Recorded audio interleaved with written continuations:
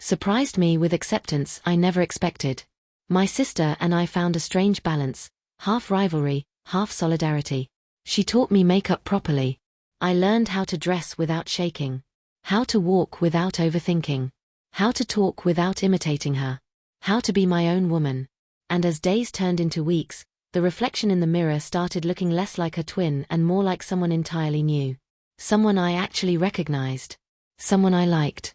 Now, as I stand here, in front of the mirror once more, I don't feel fear, or shame, or confusion.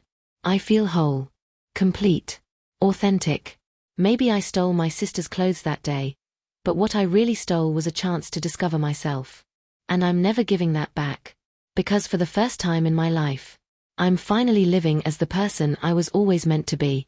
And that person? She's stronger. She's braver. She's free. I used to think the hardest part of becoming myself was admitting it. Saying the words out loud. Watching them hang there in the silence of my parents' room like fragile glass. But I was wrong. The hardest part was living it. Every day after that confrontation felt like walking a tightrope, balancing between the person I used to be and the person I was becoming. At home, things were awkward. My parents tried their best, but every time I walked into a room wearing something feminine, or even carrying myself differently, I could feel their eyes linger. Not judgmental. More like they were constantly rewriting their idea of who I was. And Aisha? She was the strangest part of all. One moment she'd stare at me with this unreadable softness, like she was surprised at how natural I looked. And the next moment, she'd turn cold, distant, almost threatened. But I didn't understand why until the day everything changed. It started with something small. My sister asked if I wanted to go out with her. As me, she said. Just like before. My stomach tightened. Aisha, I'm trying not to be you anymore. I know, she muttered. But just one last time. For me. I should have said no. I didn't. And that was my first mistake. She dressed me like she always did. Light makeup, soft colors, hair braided loosely over my shoulder. It didn't feel like I was copying her anymore. It felt like she was trying to copy me. When we walked into the cafe, something happened that neither of us expected. People looked at me, then looked at her, then looked back at me, and they didn't know who was the original. My sister's friend Sarah was the first to slip up. She walked straight to me, hugged me tightly, and said, Aisha, I've been waiting for you. My sister froze. Sarah, I'm here. Sarah blinked, confused. Oh my God, sorry. You two look, wow. I smiled politely, but inside, something twisted. My sister's jaw clenched. It's fine, she said, but her tone was razor sharp. Easy mistake. But it wasn't an easy mistake. It was a shift. A shift in attention. A shift in perception. A shift in power. And she felt it. The entire afternoon kept cracking her confidence. When the waiter came to take our order, he looked directly at me first. When the barista called out our drinks, she handed mine with an extra smile. When the group photo was taken, I somehow ended up in the center, with everyone leaning toward me. By the time we left, my sister's silence was deafening. When we finally reached home, she walked straight to her room without a word. I followed quietly, and when she turned around, her eyes were red with frustration. Do you enjoy this? She snapped. Do you enjoy people mistaking you for me? Do you enjoy becoming me? I swallowed hard.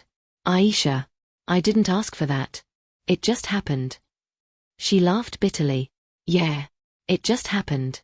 Like it's natural to you. The words hung between us. And then she said something I wasn't prepared for.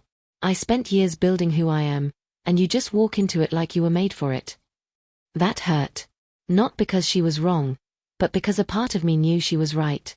But before I could respond, she whispered something softer, something raw. I'm scared I'm losing myself, to you. That broke me. I stepped closer.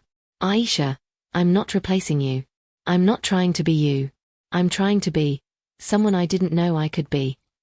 She looked up at me slowly, then stopped looking like me. I froze. Stop dressing like me. Stop doing makeup like me. Stop walking like me. Stop letting people think you're my mirror. I didn't know what to say. She took a shaky breath. Let me help you find who you are, not who I am. And that changed everything. For the first time, she wasn't forcing me into her image. She was trying to pull me out of it. The next few weeks were transformative. A different kind of transformation. Not one of imitation, one of separation. She taught me makeup styles she didn't use. Colors she never wore. Clothes she wouldn't pick for herself. And slowly, I began to look like someone who wasn't her twin anymore, but a sister. A sister with her own identity, her own style, her own presence. But just when I thought everything was beginning to stabilize, life decided otherwise. It started at university. I'd been going as myself, my new self, for a month. People got used to calling me by my chosen name. Professors adjusted. My classmates accepted me more easily than I expected. But acceptance doesn't mean invisibility. And one boy, one persistent, confident, charming boy, refused to ignore me. His name was Farhan. He was tall, sharp, annoyingly handsome, and had this habit of smiling with half his mouth, like he knew exactly how to make it work. The first time he approached me, it was innocent enough. "You're new, right?" he asked, leaning casually against the wall. "Not exactly," I said, trying not to sound nervous. "Just different." He raised an eyebrow. "Different suits you." I didn't know how to respond to that. And that became a pattern. He saw me. Not the old me. Not the twin version of my sister. Me. My laugh. My voice. My mannerisms. He noticed things no one else did. And it felt dangerous. One afternoon, as I was organizing my books, he slid into the seat beside me. "You know," he murmured, "you walk with more confidence than anyone in this department." I blushed. "I doubt that." "I don't," he said quietly. "You move like you just figured out who you're supposed to be." My heart fluttered in a way I didn't understand. But I understood it even less when he reached out and pushed a loose strand of hair behind my ear. His touch gentle, deliberate. "You're becoming someone very interesting," he whispered. I pulled back instinctively, not ready for the intensity. "Farhan, I don't think you understand." "I understand more than you think," he said. But he didn't. He couldn't. He didn't know who I was before. Didn't know the confusion, the chaos, the transformation. He just saw her. The woman I was becoming. And that terrified me. Because for the first time, I wasn't afraid he'd find out who I was. I was afraid he'd accept it. Word spread fast, as it always does. Rumors started swirling. Whispers in the hallways. People asking questions they had no right to ask. "Isn't that Aisha's sister? Weren't they brothers? Did something happen to him? Or is she just pretending?" The stares began. The judgment. The amusement. The fascination. And then it reached my family. A cousin called. An aunt whispered. My mother cried softly at the dinner table, overwhelmed but trying to hide it. My father said nothing, just tightened his jaw. One night, he finally approached me. Not with anger. Not with disappointment. With fear. "Are you safe?" he asked quietly. The question broke me. He wasn't worried about shame. He was worried about danger. About the world outside. About people who didn't understand. People who wanted to hurt those who didn't fit neatly into their boxes. I told him I was okay. I lied. Because the truth was, I was scared. Scared of Farhan's growing interest. Scared of the attention. Scared of the reactions. Scared of losing my family. Scared of losing myself. But I was also excited. Empowered. Curious. Alive. Transformation isn't clean. It's messy. Chaotic. Beautiful. Terrifying. All at once. And I was living all of it. The breaking point came 2 weeks later. Farhan cornered me near the library, his expression serious. "Why do you keep avoiding me?" I froze. "I'm not." "You are." He stepped closer. "And I want to know why." "Because," my breath shook. "Because you don't know who I am." "Then tell me," he whispered. "I can't." "You think I'll run away? Or judge you?" he asked. I said nothing. He leaned in closer, so close I could feel his breath, his warmth, his sincerity. "I like you. Not the idea of you. You. Whoever that is." I felt the world tilt beneath my feet. "Farhan," I whispered, "if you knew the truth, you'd never look at me the same. He held my gaze. Try me. And in that moment, I realized something terrifying. He might not run. He might stay. He might accept me. And that was the scariest possibility of all. Because if he truly did, then I would have to accept myself completely too. No more running. No more hiding. No more being my sister's twin. Just me. A person I was still learning to love. Still learning to understand. Still learning to become. And this is where the story truly begins. Not the day I stole my sister's clothes.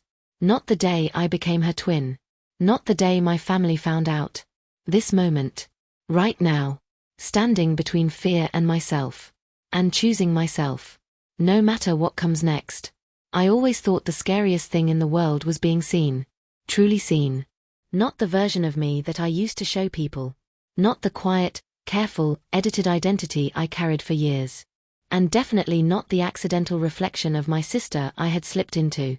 But now, standing inches from Farhan under the soft library lights, his eyes fixed on me with far too much understanding, I realized something else.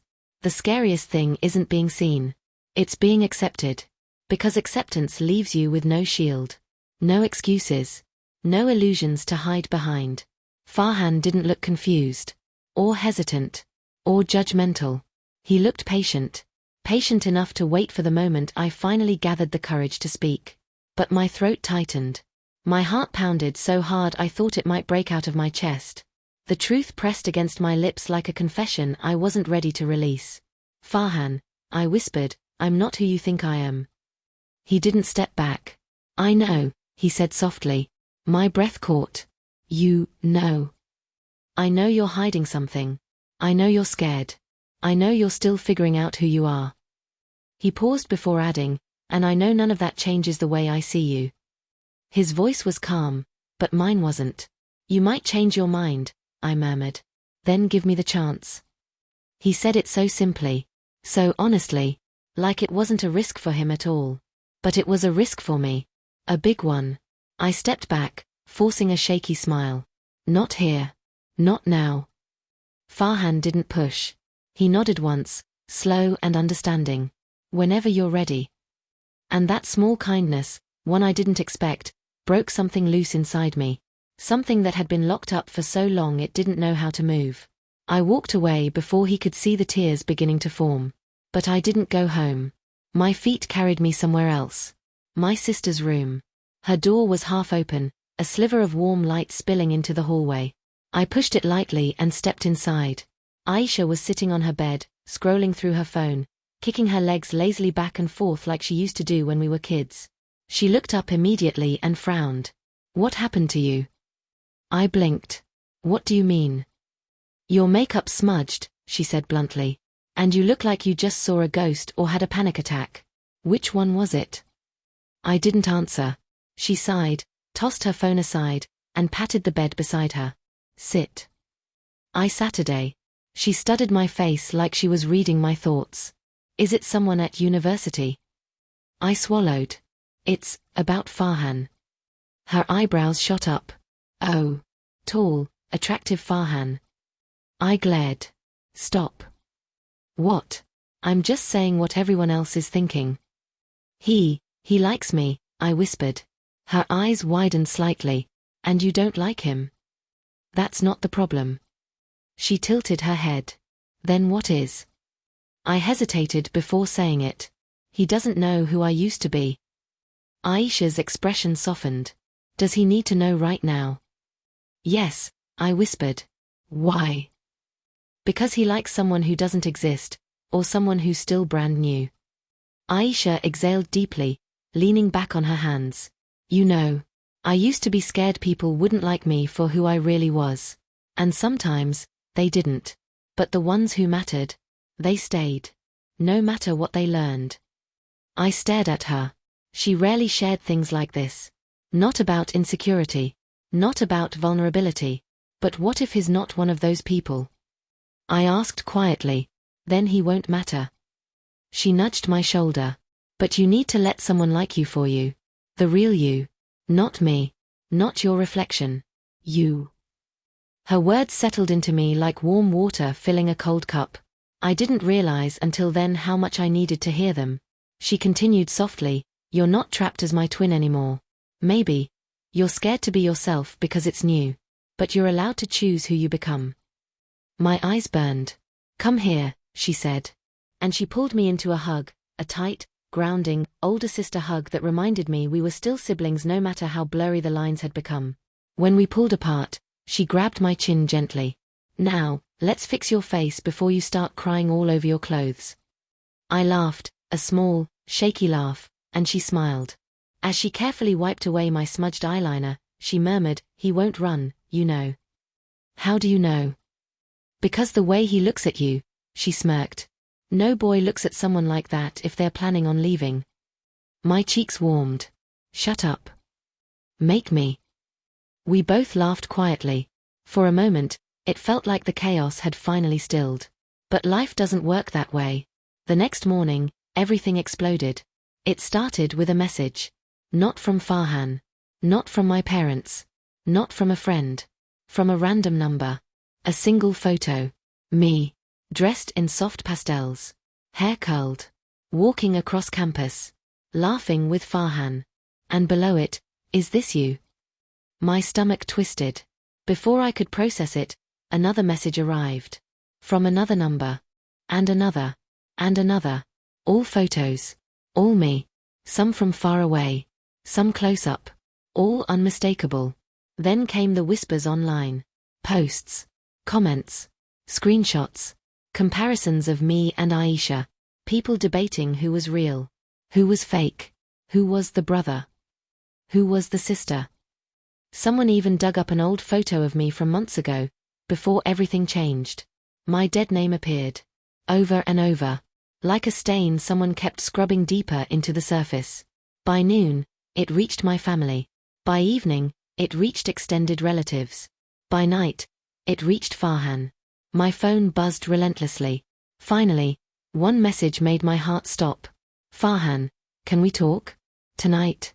Please." I stared at the screen, numb. Aisha burst into my room without knocking, holding her own phone. "What is this? Who's posting this? Why is everyone talking about us?" "I don't know," I whispered. "Why would someone do this?" "I don't." But then realization hit us both at the same time. Not a friend. Not a stranger. Not a random student. Someone who knew both versions of me. Someone who saw the shift. Someone jealous or threatened or eager to expose something they didn't understand. Aisha whispered the name under her breath. "Sarah." We both went silent. It made too much sense. The jealousy. The judgmental stares. The way she used to look at me when she thought I wasn't watching. And worst of all, the way she idolized my sister, and hated seeing me match her. But confronting her wasn't the priority. Farhan was. My hands trembled as I typed back. "Okay. I'm coming." The walk to meet him felt like walking into a storm. Every step heavy. Every breath tight. Every heartbeat a loud reminder of who I used to be, and who I was becoming. When I saw him, he was leaning against the railing outside the university courtyard. Hands in pockets. Eyes dark with concern. He looked at me slowly. Really looked. And finally spoke. "I guess, you were right," he said gently. "There was a lot I didn't know." My throat tightened. He took a step toward me. "You should have told me." "I was going to," I whispered. "But I was scared." He nodded softly. "I get that." Another step closer. "But you need to understand something." His voice dropped to a whisper. "I didn't fall for the past tense version of you." I froze. He held my gaze with absolute certainty. I fell for the person standing in front of me right now. My chest tightened so sharply I had to breathe in slowly not to break. Farhan exhaled. "I don't care about the before. I care about the now." "Even after all this?" I asked shakily. "Especially after all this?" And when he reached out and gently took my hand, everything inside me trembled. Fear. Hope. Relief. Warmth. All tangled together. For the first time, I didn't pull away. Someone had seen my entire truth. The transformation, the confusion, the past, the present, the mistakes, the pain, and didn't run. He stayed. A simple gesture. A simple moment. But for someone like me, it was everything. And as I stood there under the night sky, fingers intertwined with his, I realized something. I was no longer trapped as my sister's twin. I was no longer trapped at all. I was becoming myself. Fully. Openly. Fearlessly. And someone was beside me. Not to guide me, not to shape me, but to walk with me. Where it leads next, I don't know. But for the first time, I want to find out.